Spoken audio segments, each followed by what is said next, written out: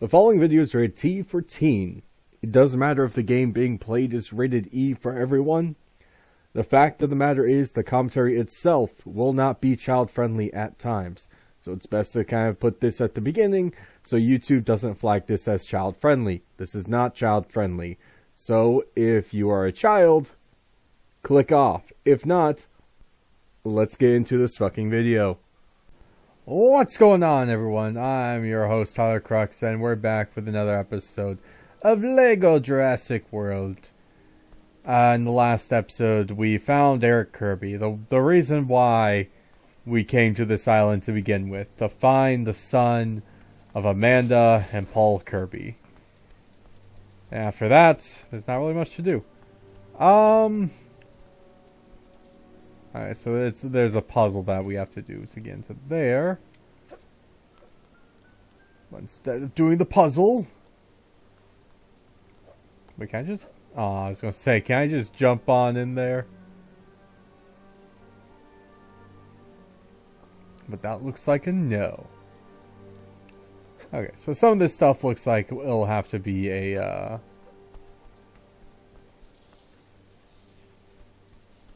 yeah.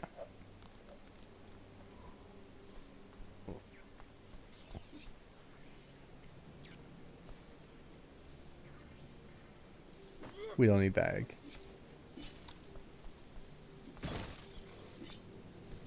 Okay.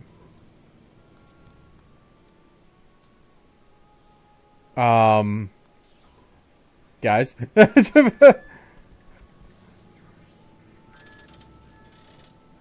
So they found a way inside. Wait. If they found a way inside...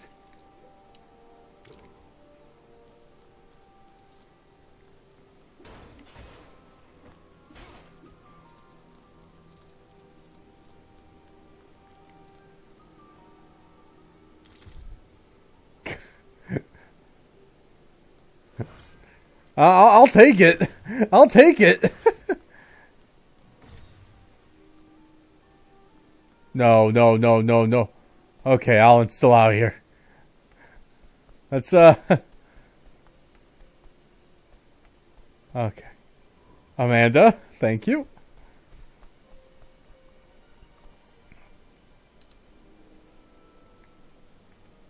Like, I will say that is kind of funny. Like, Billy and Eric getting inside.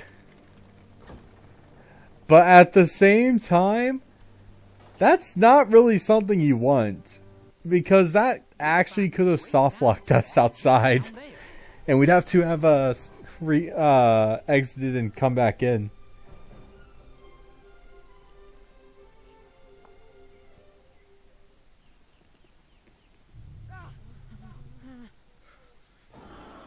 Oh no, it's the Spinosaurus!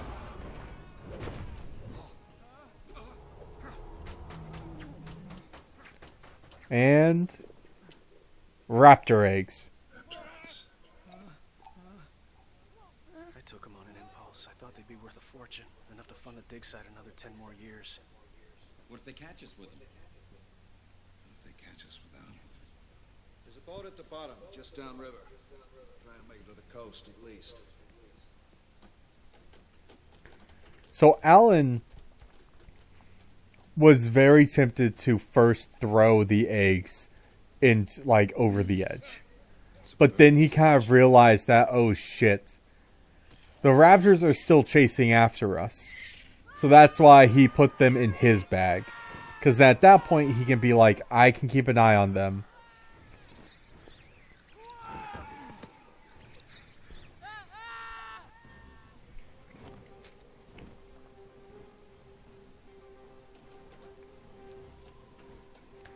And this is when Billy kind of gets more of a,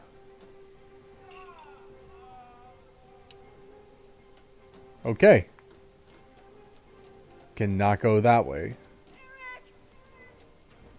Billy gets a moment to kind of be like, hey, I've fucked up, I've done goofed. But I can at least make amends for it. Because here's the thing. The Raptors would not be chasing after us as much as they are if Billy never took the eggs.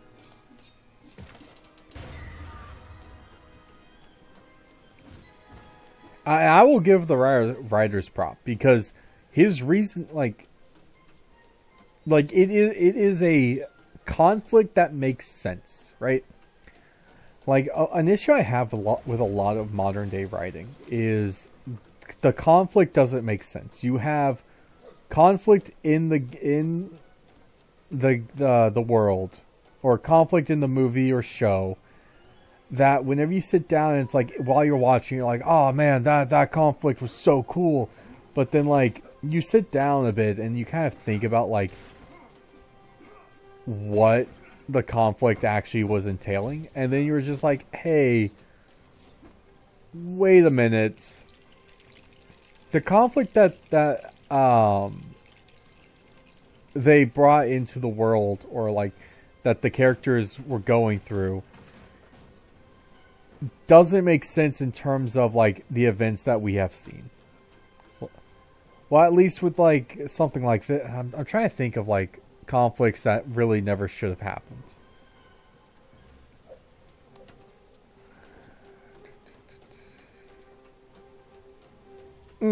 I know.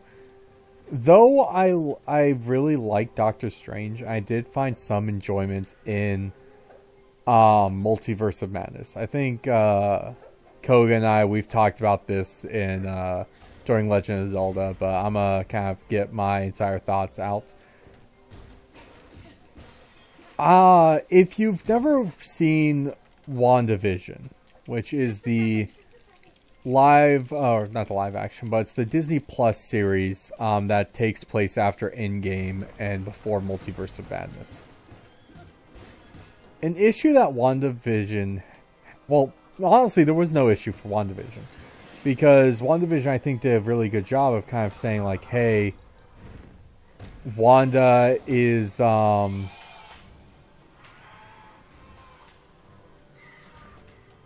kind of mourning the loss of her boyfriend and wanted that family with him, since when she was a kid, she never really, well, she had a family, but she lost them at a young age. So like she was all alone. So I think the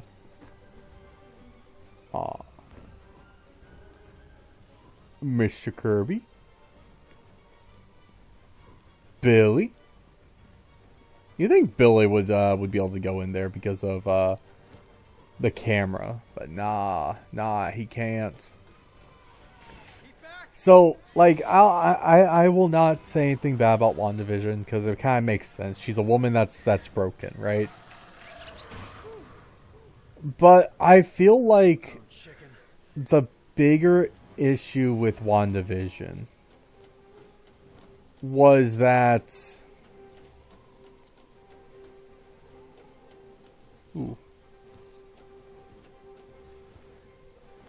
it gave kind of, in my opinion, a really bad motivation for her character in Multiverse of Madness to become the villain. I felt like Multiverse of Madness, she should not have been the villain. She should have had time to really kind of like become a bit more evil through the Darkhold. We actually see a bit more of like her becoming a villain instead of like, oh, Doctor Strange needs to go talk to her because she might know something about the multiverse, and then proceeds to turn out, oh, she's now a villain. She's been the villain, like became a villain off screen because she wants American Chavez's ability so she can go to a universe where she has the kids that she dreamt up. Hey, be careful. I feel like she shouldn't have been the villain from the get-go.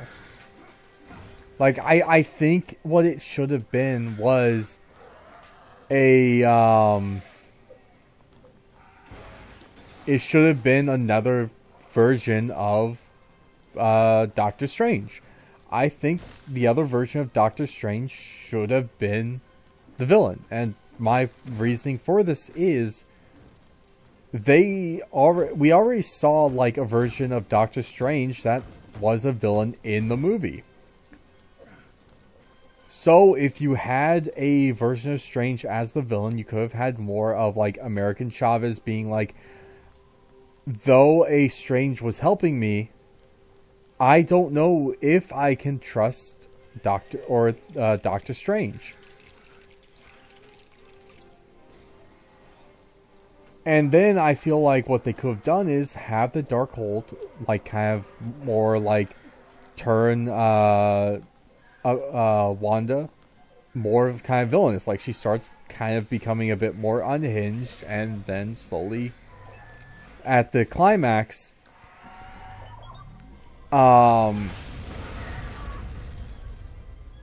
you kind of see her kind of the Darkhold start taking a hold of her, and then you have that final climax with Strange Supreme or Evil Strange like having the upper hand, and then like Wanda kind of having that moment of realizing of, oh, I am like I am becoming more unhinged and more evil because of the Darkhold. And though I wish to have my kids,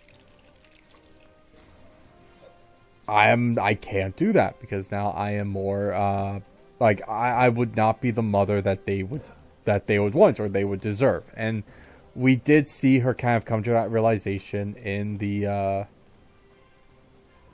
actual movie whenever she did the dreamscape again and kind of realized that she was scaring the crap out of her kid, out of the other Wanda's kids. And then she'd go like, oh shit, like I don't like the fact that they made her the movie or the villain of the movie from the get-go. Like that's my biggest complaint. It felt like an unneeded villain, and like the entire movie felt unneeded with like the way they did it. It's still enjoyable to watch, but like as someone who enjoys movies and enjoys storytelling,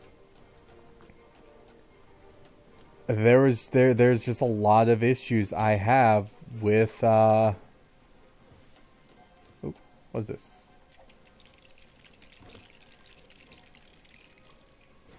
I got this. We're gonna go this way first. See what's down here for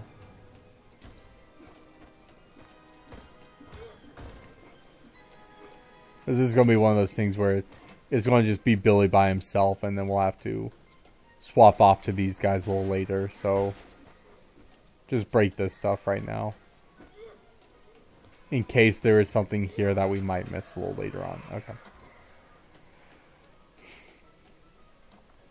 But yeah, so, and I know like there's plenty of Marvel and Disney apologists who'll kind of be like, oh no, like you don't understand because of this, and like I know the arguments, I know the story, like they were filming Multiverse of Madness and during the COVID lockdowns, and they went through like multiple scripts, but it was like the main thing where it's like the director, he even like kind of stated,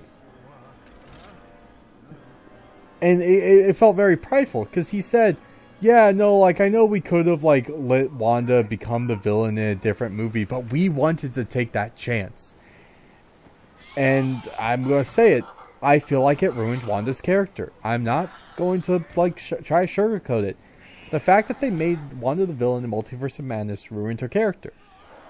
Because it felt it felt forced and unneeded. Like even if you take a bit more time to think about like what the villain, like why she made sense to be the villain, the arguments of, oh, she just wanted her kids.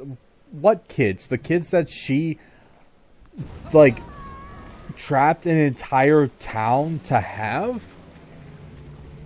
Like, that was the entire point of WandaVision, where because she lost Vision and she lost, like, any hope of having that life and family that she wanted, she traps an entire town so she can basically live this sitcom life. And she didn't even have the kids until she was like, oh man, I would like to have kids with you, Vision. And then she got pregnant off screen. Which honestly was kind of like a funny thing, since a lot of like old sitcoms, the wife would just get pregnant off screen, like just like, wow, she's already like 5 months pregnant, and they got married like in the last episode or something. So like I give props for that, because they were really poking fun at a lot of like tropes in sitcoms. And like every episode like was just a different like era of sitcoms. And I did enjoy WandaVision because of that. It was a really great watch. It really explored her character in depth. But then again, that character got assassinated in Multiverse of Madness. Because, she was just a woman who wanted her kids who never existed in the first place. And it's just like, why? Like, holy crap, how can you actually, like, justify her being a villain with such a lame excuse? And people are going to be like, oh, it's not a lame excuse. Like, you never had kids. She never had kids. Like, yeah, I've never had kids. But I sure as the hell know that if my kids were actually real, they were real to her. Dude, she trapped the entire fucking town. Like, yeah, WandaVision was you can make the argument, was basically when she kind of stepped into some form of villainy. But it was a misguided use of her powers. She didn't fully, well, did she fully understand what was going on? Because that's where it's where we have like a couple issues. Like, sometimes it showed like she didn't really understand what was happening in the world. But then other times, it showed that she had full conscious like ideas. And that's kind of where it gets confusing. And then don't get me like started on like all the promo material, because like a lot of like the earlier trailers I saw for WandaVision. Can we? Okay, we can't swap to you. Yeah. Showed like the voice in the TV was supposed to be Doctor Strange, and that's how it was supposed. WandaVision was supposed to tie into Multiverse of Madness.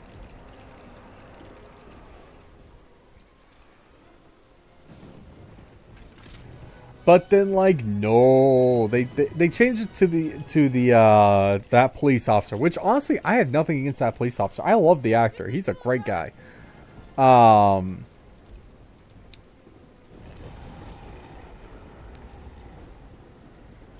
So it's like I was okay kind of with that change, but then at the same time, it's like, oh man, they like the entire point of WandaVision was supposed to help set up Multiverse of Madness, like. That was the original thing. I think I can... Okay, one sec. Let me get all these first. I've just been going on a tirade, man. Like... Thor Love and Thunder was a really fun and enjoyable watch. Like, I like Thor Love and Thunder. I think it has its issues also. But... It's one of the few, like, newer... Yeah, you got his attention, all right. Yeah, it's like one of, like, the newer, like, phases of, like, Disney's Marvel that just, like... A strong concept, but, like, holy shit, Disney, stop. Please. Stop with the direct to Disney Plus shit. Stop with, like, the oversaturation of the superhero movies.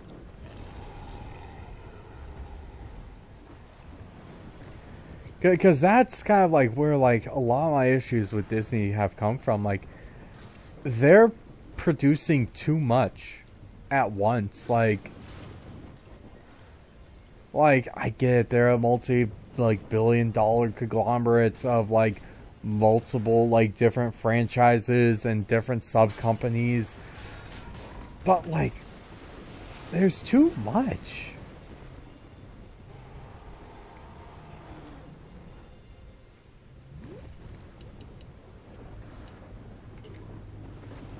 Quick, shoot them again. 1 sec, let me take out these fucking copies.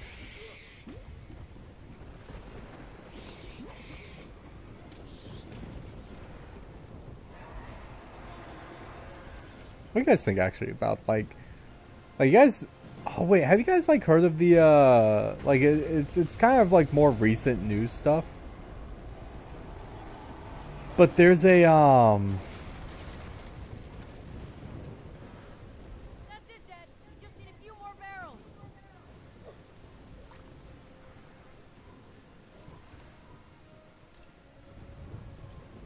is there something else I can shoot?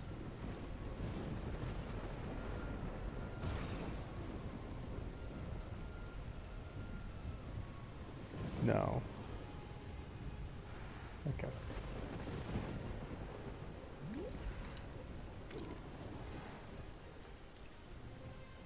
Oh, okay.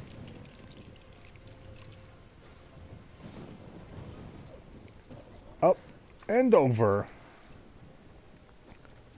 So, let's see. Right now, there's like this massive thing going on where there's a couple of companies. Ooh, cool. Like, I think Disney was one of them. It was basically a couple of movie critics, like YouTube movie critics, or like I think it's Disney or it was like Fox. One of them is trying to sue these movie critics. I think it was like Critical Drinker and Nerdstalgic.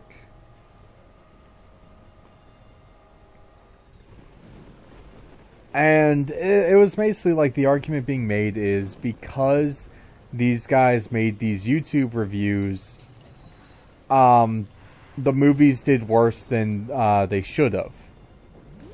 Which you can make an argument saying like, yes, they have a point of that because,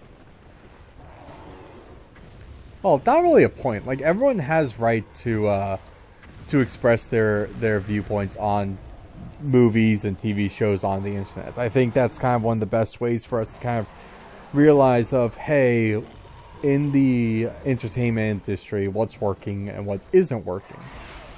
And then whenever stuff isn't really working out, I think instead of these companies basically being like, no, it's the audience that's the issue, they should probably take a step back and kind of realize of, hey,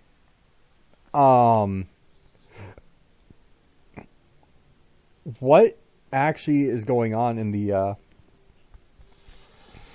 with these movies and shows that are causing people to kind of be angry and not like it.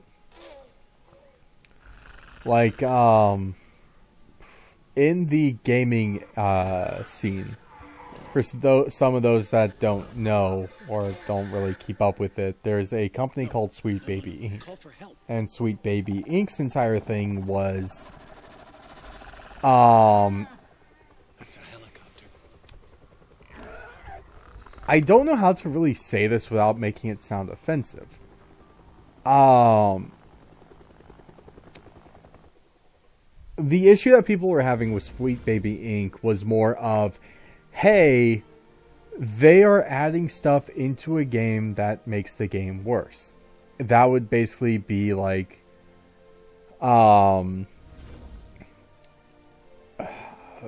political correctness. Let's say political correctness.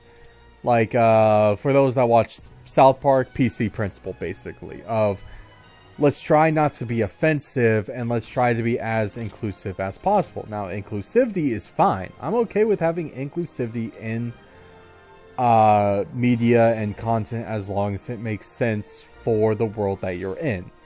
Like, if you are making a movie about the struggles of people during the slave age, you'd rather have someone of color portray the slave than have a person or having a white person play a slave. Something like that. It's like, you need to, if you want diversity, you need to have the diversity make sense in the world that the show takes place in, or that the game takes place in. And one of the things that Sweet Baby Inc., the issue that they were causing was, I thought we had the phone. Oh, they just want to come. They just want to travel with us. Aw, poor raptors.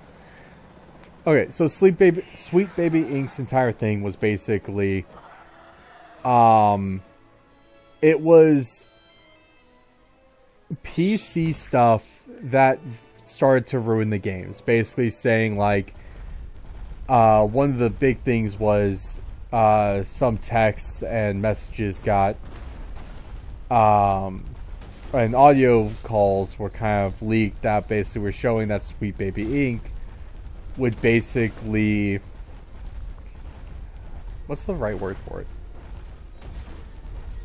They would start basically threatening the developers, like the actual game companies and developers, of saying like, hey, if you don't add a person of color or person who identifies a certain way in your game, then people are going to start hating on the game, and people are going to start boycotting or like really downvoting the game and basically disliking it. So they would basically like do really hard tactics of, if you don't do what we tell you, we will make tweets, we will make posts basically saying how anti whatever you are.